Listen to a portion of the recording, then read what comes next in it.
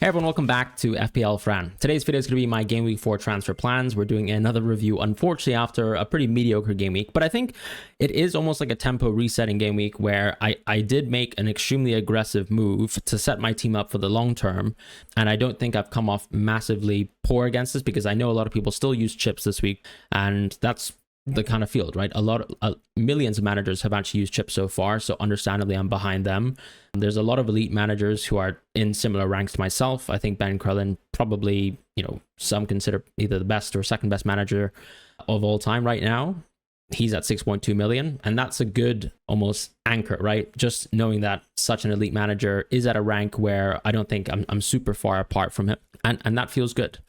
But yeah, we got 45 points. We took a hit, and I'll explain the hit in a moment.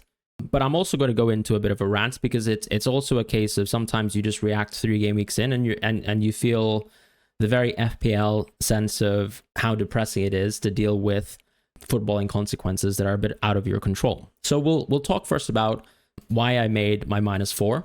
And I think it's worth bringing it out because a lot of people clearly have questioned the move and questioned why it would make any sense whatsoever.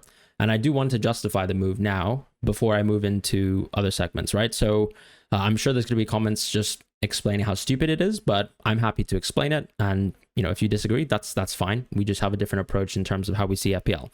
But yeah, let's just jump into what moves that I made, right? So I did Palmer to CUNHA, and part of that is just to maximize on the Burnley value. And I think we saw the value of the Burnley game. United created tons and tons of open play chances. They racked up a lot of XG, the highest XG accumulated for any team within this week. And justifiably, of course, they scored quite a few goals within that match, although they only ended up winning 3-2, which is also a reflection, unfortunately, of how poor the United defense is, and probably, unfortunately, also how poor we should be rating them going forwards on defense, but maybe not necessarily on the offense. And the worst part of the game for me is, well, CUNHA got injured very, very early in the first half with a hamstring injury, and now that probably puts him into doubt even for game week 4. The tricky thing is, I did almost consider making the CUNHA move to go into free at 4, but then when I thought about it, actually with the information that we had before the deadline, which was Strand Larsen was not going to play, which was confirmed by a couple journalists that were reputable, even ones that mentioned that he was not in the Wolves team hotel, that he potentially could have, sought a move towards Newcastle. But regardless, he has some sort of Achilles issue that he is dealing with. And the other information was, of course, Palmer was out for game week 3, which, we responded with in terms of CUNHA. And then we had money in the bank. So what I did was I decided to go into GW3 for a -4. Now, clearly, I understand that the complaint is, why would you go into GW3 versus Liverpool away? It's a stupid decision. And I agree, if you just look at the one game week, it is a stupid decision. But the whole point of going to GW3 is actually about owning him in the long term, and then also making sure that my team is malleable in the short term to make good moves whilst not losing transfer value on Strand Larsen. So when I made the decision on the deadline stream to actually go for GW3, Strand Larsen was projected to price fall. I think he still might price fall tonight. I'm recording this video after the transfer window has closed. So I actually wanted to touch on, for example, the transfer window impacts and how I feel about that in terms of, future moves within my team context. But yes, of course, the Liverpool game, I wasn't expecting a lot from, but the auto sub was Anderson, who probably was projected something like 3 points within that match, right? Because not much clean sheet odds. However, a pretty good chance of getting DEFCON. However, also equally good chance of conceding 2 goals towards Chelsea because it was an away from home match versus a very solid team. So I think Anderson, on most of the models that I could see, was projected something like 3 points. He got 3 points, fair enough. But GW3 was also not someone who's projected to get 1 point, right? This is a player who I think had the odds to score of maybe being around 40%. I remember Rob T's sort of final goal scoring odds for GW3 being around 42%. That probably at the end of the day ends up being somewhere like 4 point something expected points for a player.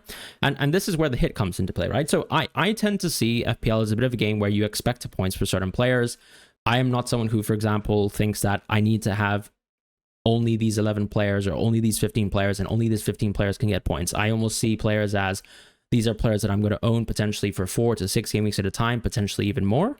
Someone like Salah, for example, is not someone you tend to transfer out of your team. So you almost see the long view with someone like Salah. In GW3's case, I think he's very similar.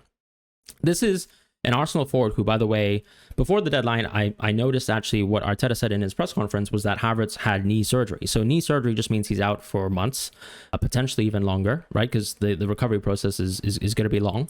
And that just means Gyökeres nailed forever, hopefully, until he has an injury, right? Which I'm not hoping for. But the idea is I bring him for Liverpool away, and I gain maybe, let's say, 1 point something expected points over the Anderson move, and then I lose, obviously, the net of the -4.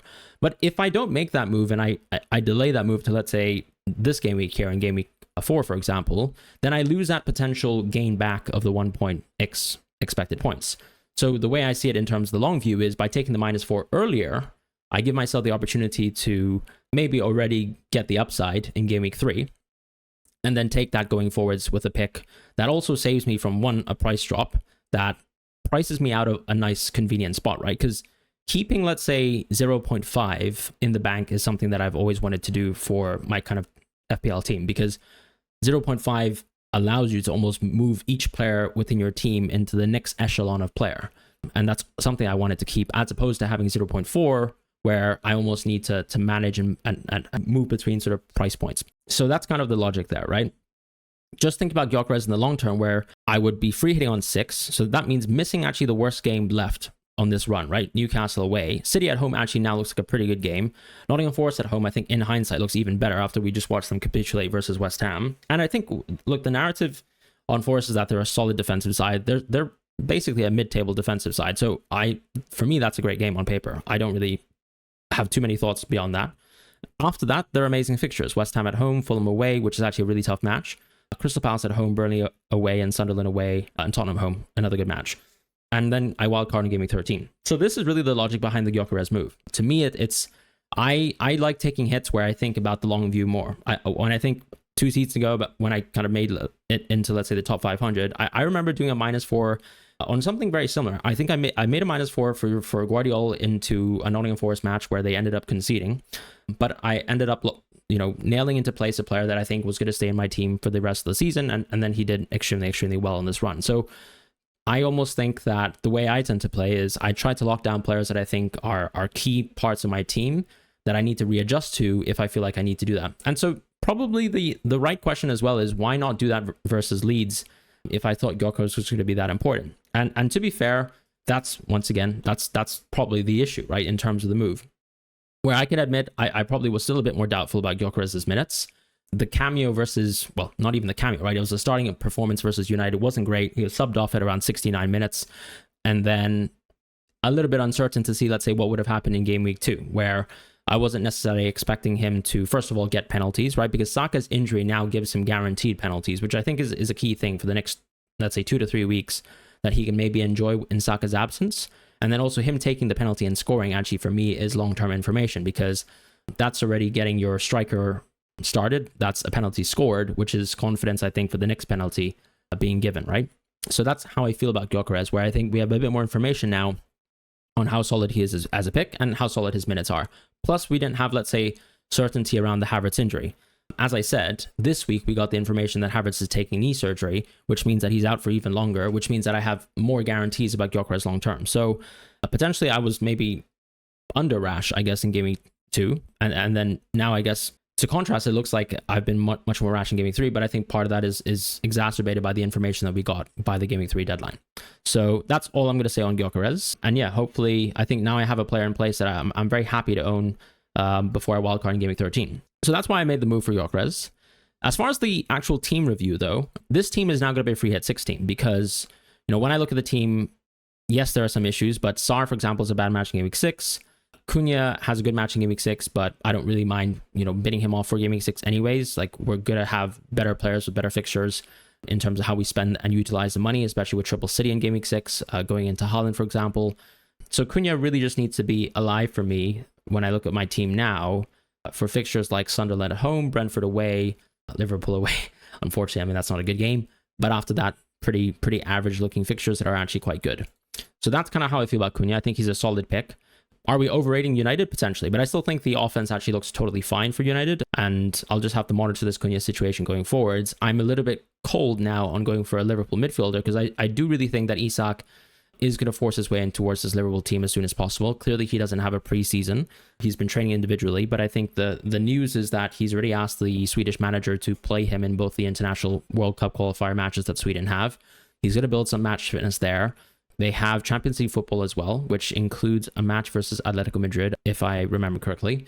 And that probably means, he doesn't necessarily have a chance of starting Game Week 4, but he can still take away minutes, from someone like Gakpo, or the knock-on of all the minutes could mean that Gakpo loses minutes. And so that's not great in terms of a CUNHA to Gakpo move. The other move that I can actually do or make within the team is CUNHA to Wirtz, where actually I think when you look at the Arsenal performance, probably his best one so far, which is, it's a compliment, but I think that the key thing and the key takeaway from that game is I think Wirtz's minutes are going to be really solid for the remainder of the season. So I feel like almost after the transfer, it almost feels like my ratings of Wirtz and Gakpo have changed a little bit in opposite directions. Like I've always been, since Game Week 1, pro on Gakpo and a bit colder on Wirtz, whereas now I'm almost a little bit more pro Wirtz because of minutes, and then thinking that Ekitike, Isak, and Gakpo have to share minutes amongst each other, right? Just because with the knock-on impacts of the Isak move and Salah always being fit enough to sort of play 90 minutes at a time. So that's kind of how I feel about that Liverpool situation, where it kind of dampens my want to make a move in that context. And so the other move that I wanted to make, and I was always planning to make if I went for a free at 6 path, was to go Romero to Munoz. My only issue with the Romero to Munoz move now is that Porro also came off quite early versus Bournemouth. This is probably specifically because there were a lot of attacks on that sort of right-hand side, or rather left-hand side for that Bournemouth left, and the right-hand side, contrastingly for Spurs, that Porro was probably struggling to deal with. He actually got a lot of defensive contributions over the course of the match, but Adley also came on. Maybe there were some fears about how he would deal with, let's say, an attack in behind, and maybe Spence was better placed to deal with that in terms of one-on-ones, right? So maybe that's why Porro was subbed off early, but there's now maybe, let's say, an opportunity to do Porro to Munoz if I am cold on his minutes, but equally maybe also just Romero to Munoz, because that's why I've always been saving 0.5. By doing the Strand Larsen to Gyökeres move as well, Strand Larsen was actually projected to drop on the deadline for Game Week 3. So the reason why I forced that move is because I did not want to take a price drop, which meant that I lost the 0.5 and made that 0.4, which usually kind of blocks you from getting the next echelon of player, right? 0.5 is always a great gap to have because it almost allows you to push above towards the next tier player. Like let's say a 5.5 defender, moving him in towards a 6.0 defender as an example. So that's kind of, where my thoughts are in that situation. Reinders is continuing to play really consistent minutes. So when I have a look at my team, player by player, I'm pretty happy with this minute so far. Clearly the XGI isn't great, but I think City overall just haven't been that good since Game Week 1, right? The Game Week 1 was almost like a blistering performance, but they were also playing versus Wolves. And I think we just have to caveat that for the rest of the season because Wolves do look poor. But then actually Game Weeks 2 and 3, the minutes were good, but overall performance for the team was not great. Haaland had some great chances versus Brighton, but then they pretty much fell apart in the second half of the Brighton game. The Brighton substitutions like Rutter, like Ruda, and Milner even had a huge impact on the match, and they lost complete control of the game there. And as you can see, like none of the City players are that interesting, right? Marmoush is getting subbed off at 50 to 70 minutes. He doesn't even start sometimes, but of course the Cherki injury and the Foden injury does help him.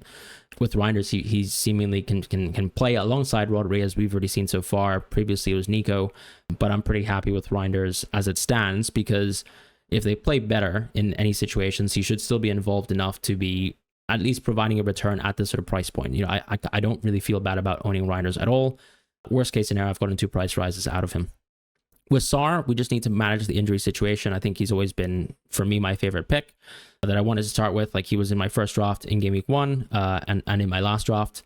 He's the only player who's actually delivered any sort of source of points really for me outside of Bruno this week. And I feel very lucky in terms of captaincy, right? Even though the CUNHA thing was very dismaying, I totally recognize that there are other managers who actually went for a CUNHA captaincy and that really hurt them. So it just shows you how brutal the game is sometimes. In terms of defense, I think I've been unfortunate, I suppose, to not get amazing auto subs, and equally just picking different players who've just really not performed on good matches. Like Murillo has completely stunk it up every single game, not even getting defensive contribution once. Interestingly, I guess in Game Week 4, this is probably a good match on paper where they should have less possession and they could actually have decent chances to get defensive contribution. So I'm actually looking forward to Murillo being a decent first sub option or auto sub option if, let's say, CUNHA is not available, or even if Sarr is not available. Sarr himself actually mentioned in the post-match interview that he should be fine, but keep in mind that Sarr and CUNHA have both been withdrawn from international duty, so not a positive sign for either player. And that's all I have to say, right? Anderson's great, is just a Stev. I think in terms of the 4.0s, the Leeds defenders probably just look better long term, right? Because they just look like a much more competent defense than, let's say, Burnley. Salah's looked absolutely uninspirational so far, but it's still a 3-game week sample. I think Liverpool on the whole, if you, let's say, reflect over the 3 games that they've played, especially considering that the last match was 10 versus 11, they've just been poor overall, right? Not many players have gotten a lot of chances. Clearly, Salah has benefited the least from some of the changes, but just generally, nothing has really been firing for Liverpool. Obviously, some other players have gotten points, right? Ekitike scored 2 goals. Gakpo's gotten a myriad of, let's say, points as well himself. Sobo scored a free kick, but for the most part, if you actually look at the underlyings of the Liverpool team itself and the underlyings of the individual players, it's been poor overall for the whole team. So what I'm actually expecting going forwards is, let's reevaluate on someone like Salah within my own team context for Game Week 4 and 5, and then I can revisit in Game Week 6. Because I'm planning a free at 6 right now, but there's nothing to say that maybe what I want to do in the future is, if we can't still pick, let's say, a good triple city, and I'm sick of Salah by Game Week 6, there's nothing stopping me from doing a double free transfer, using the rolled free transfer from 5 to just move into, let's say, a Haaland drop by Game Week 6, and then maybe save the free hit for a rainy day. Like, for example, a free at 14 if I suddenly don't have Salah in my team anymore. And that's kind of where I'm at in terms of, what the thoughts are. The plan still is to free at 6, but I'm pretty happy with the Gyökeres move. Watkins has been absolutely awful. So when I look at, let's say, the front line, Mark Yu has already taken a price fall, and he's now a Chelsea player. So there is a world where, let's say, some people who went triple Chelsea now have 4 Chelsea players, and their next transfer has to be removing a Chelsea player, which is brutal. I hope that doesn't apply to any of you. But Watkins is someone that I think I'm just going to have to reluctantly give all the fixtures up until Game Week 7 with, right? This is just simply about giving him Everton away, Sunderland away, not Fulham at home, because I'm probably going to free hit, and then giving him Burnley at home instead, and then saying goodbye to him, and probably actually maybe considering going back into Strand Larsen at that point in time. Because if you look at the Strand Larsen fixtures, ironically, I think a lot of us were enticed by the Leeds game, but Leeds actually look extremely impressive. Plus, he also has an injury. But this is about, I think, when you look at the Strand Larsen matches, Newcastle away is a tough match. Leeds at home is a good match on paper, but Wolves probably look a little bit worse than we expected. Tottenham away is probably quite tough. Brighton at home is quite tough. But then actually, if I move, let's say, Watkins on, bringing Strand Larsen for Sunderland away and Burnley at home is actually not a bad onboarding point to bring Strand Larsen back into the team. I also wanted to mention that a lot of managers have been asking me about how transfers and team value works. One quick way into kind of assessing how much sell value you have in your team is just sort of clicking the X button on all these players. Maybe there's a faster way of doing this, but the easiest way to check your sell value total is this, right? So my sell value is actually less than 100 mil. There's 99.9 million. The game has completely changed this season in terms of price drops. I think price drops are happening at a record pace, and I don't think it has anything to do with, let's say, how people are approaching transfers individually this season. I just think the algorithm has changed. So don't worry too much if your sell value is not super high. When I look at the list view as well, and I restore all my players, when you click on the list view, you can actually see your current price of the player in terms of the market price, like what you can buy them for, the selling price, which is what you can sell them for, whatever players you own, and then the purchase price is what price you actually bought a player for.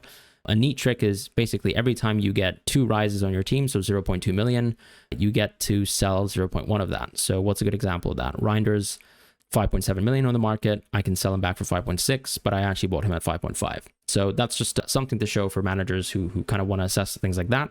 I know it's also a wildcard window for some people. I'll create some content in a moment, but when I look at my team now, I think the transfer paths are very clearly either a midfield move via CUNHA or simply just going for, let's say, a defender move into a Crystal Palace defender, especially since the Crystal Palace defender would really suit the situation of going for free at 6. But yeah, I'm pretty happy about doing the Gyökeres move. As I mentioned, I don't really mind it.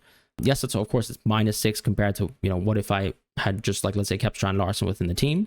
But I don't look at things like that. It's clearly just a decision making in terms of the expected points on the line. There are other ramifications, as I said, of missing, let's say, price rises and falls, and then there's still a chance, for example, to start reaping on the hit if you do the hit and let's say onboard it a bit faster. So I think the big question, as we say, is just about transfer plans going forwards, and let's just jump into that.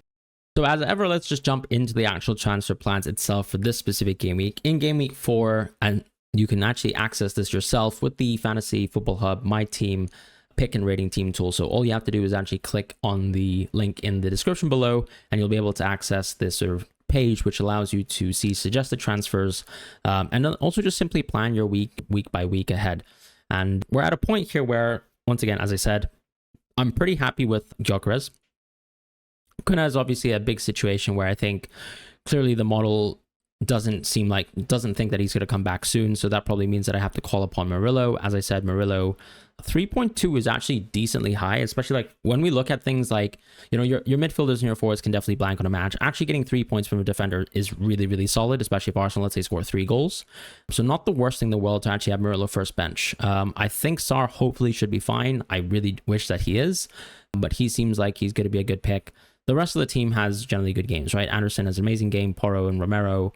I'll take a game versus West Ham, even though they absolutely smashed Nottingham Forest and looked pretty good coming out of that game. Sanchez as well, just really solid and consistent so far from Chelsea, which is what we've seen. But very fortunate as well to keep a clean sheet versus Fulham, which is something that I can definitely admit. And then Watkins has a very mediocre game, to be honest, like one of his worst games. But I don't think Everton have been like amazing on defense either so far, right? Like conceding 2 goals to Wolves is already enough to say, you know, if Aston Villa can't score a single Premier League goal, like maybe they can actually open their account versus Everton, and hopefully Watkins is the one to do that. He's had some good chances within some of the previous matches. Like he had a good one big chance miss versus Dean Henderson, where he just basically shot at Dean Henderson's face, or rather Dean Henderson saved it with his face. But that's life, right? As I said, I'm going to stick with Watkins until Burnley at home, and that's that. So as it stands, I think this is going to be the team, but the transfer that I'm actually looking to make is probably just to move Romero out for Munoz. However, as I said, there's a lot of considerations behind this, right? Next week is Burnley away, which is probably the match that I want to keep, let's say, Murillo for.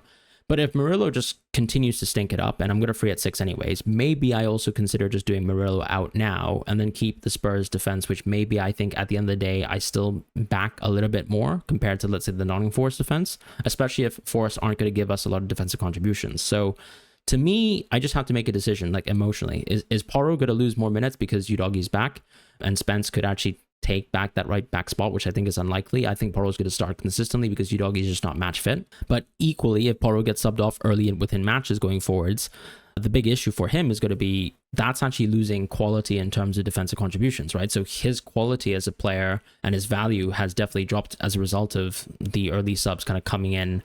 And maybe I'm almost over projecting how bad this is, but I think, as you can see, the model has also reacted to that, probably by just reducing Porro's expected minutes, and then actually seeing that the projections are actually not that high compared to, let's say, Romero, who is 0.6 cheaper. So that's another potential transfer. As I said, though, someone has to go, and it's probably for Munoz if I was to make one of those moves. So let's say on line number 1, if I think Porro is fine and intact for a bit, if I trust Murillo to do something with Burnley away, then maybe we just do the Romero move, which is what we always plan for in the first place. And then we bring in someone like Munoz here, which already incredibly improves the game week rating by a lot. And we roll with a team that looks like this. And then in game week 5, we have a team that is pretty solid once again. I don't think it'll be a 4-4-2. Hopefully Cunha will be back. I'd probably play Cunha over, let's say, a Pedro Porro in this week. Can't really see myself, benching Cunha for Porro, but it could be possible still. And then game week 6, we free hit, so we don't really care about that. And then on game week 7, we have a pretty strong team, as you can see, going forwards. So that's kind of the general team structure, right? And then after game week 7, this is when we bin off someone like Watkins, right? So game week 8 maybe is a week where I could potentially roll. I could equally also take it as an opportunity to maybe start to consider whether I want to move into other players. What do I sort of mean by this? I think, as I said, if I want to make a double move at this point in time, I could always consider a Watkins down to a Strand Larson, and then that can actually give me some money back where I can improve another player within the team, whoever it is. That's a possibility. At the same time, I can probably delay a move once again and then go towards game week 9, where this is a window where I think we actually want to consider bringing back Palmer, right? Palmer right now is injured on the model, but I could very well, let's say, shift a player like maybe even a Salah at this point for a Palmer. And that's simply because on game week 9, you've got Palmer versus Sunderland at home. This is an opportunity to actually have him in my team and benefit from that. And maybe it's also Cunha out into someone like potentially a Saka later down the line, right? It might be the case that I actually want to make moves like this, because when Saka comes back as well around this point in time, if I bring him into my team, and let's say we're not confident in Saka whatsoever, but we don't have a reason to say we have to go Haaland because we've already kind of skipped past the Burnley at home game, maybe we go for a bit of a nomium draft here at this point in time where we have some really solid picks if we're still confident in a team like Arsenal, and then we have a bit of a nomium team where players like Gyökeres, Saka, Bruno, and Palmer can still manage the captaincy reasonably well versus some of the other picks. But of course, I think the big thing too is I probably would have sold Watkins anyway. So do I need to necessarily go out of Acuna? It depends on whether I think United is performing well equally. So maybe I keep Acuna, maybe it's Watkins that goes out to Strand Larson at this point in time, still take a Burnley at home game here. Maybe it's Sarr or Reinders that I move off of the team and I can still get towards a Saka, for example, right? Not too crazy of an idea. Or I even move let's say Watkins into a slightly more expensive four, like maybe João Pedro still got the goods. Maybe it's actually at this point in time a Mateta or even a Richarlison, for example, who's still producing a lot of value within the game. That's possible. Evan Nilsson too. So those are the kind of considerations where I think later down the line, game week 9, especially if you think about the captaincies, I don't think Salah is that important. Clearly, of course, it does seem like there's a massive gulf there, but I think we're already starting to see that there could be a bit of a shift downwards in terms of Salah's baselines. I do expect that can change, right? And as we know, playing with data and with experience, you just know that players' baseline projections can shift, and that for me is the sort of big shift here. What's the alternative? The alternative is I still keep Murillo, this absolute disgrace on my team. And then I actually make another move instead. So what other move is that? Potentially if Cunha just seems like he's out for a bit of time, it's once again considering players like Gakpo or even Wirtz. As I said, I do think that Liverpool transfer does probably actually impact Gakpo more. It impacts Isak and Ekitike, I think, as all three of them really. I think they all kind of hurt each other in terms of not Liverpool as a football team, but the Liverpool assets and what we can get from them going forward. So I think if I was to think about the best triple up at Liverpool, it probably is still Salah plus a Virgil, and now that Guehi's not joined, and then actually just choosing at the midfielder potentially over, let's say, someone like Ekitike, who definitely is going to struggle with minutes, in my opinion, with Isak, and then also a mixture of Champions League.